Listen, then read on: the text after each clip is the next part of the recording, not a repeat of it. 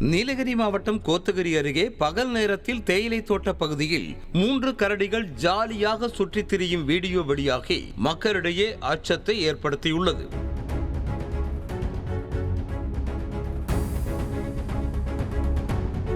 கன்னிகாதேவி காலனியில் உள்ள தேயிலை தோட்டம் மற்றும் குடியிருப்பு பகுதிகளில் 3 பெரிய கரடிகள் ஜாலியாக உலா வருகின்றன.